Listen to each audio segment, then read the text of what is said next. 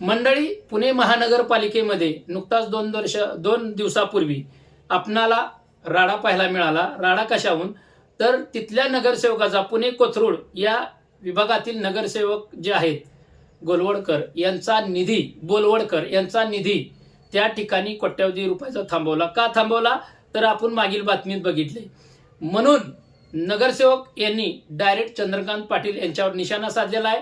आयता लादलेला उमेदवार, एकही काम नाही। चंद्रकांत पाटलावर पुन्हा राष्ट्रवादी काँग्रेसचे, त्यांचेच मित्र पक्षाचे सत्तेत राज्यात आहेत, देशात आहेत।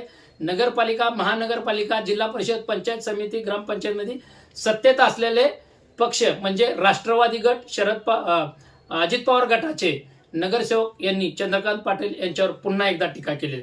माझ्या प्रभागातील विकास निधी चंद्रकांत पाटील यांनी रोखला असा आरोप अमोल बोलवडकर यांनी केला आहे। तसेच चंद्रकांत पाटील यांनी मतदारसंघात एकही विकास कामे केली नाहीत। त्यांनी माझ्यासारख्या छोट्या व्यक्तीला मोठं करू नये। चंद्रकांत पाटील हे पुणेकरावर आयता लादलेला उमेदवार आहे अशी टीका नगरसेवक बोलवडकर यांनी केलेली आहे। चंद्रकांत पाटील हे आयते उमेदवार पुण्याच्या नागरिकांना लादलेले आमदार म्हणून आहेत अशी बोलवडकर यांनी टीका केली।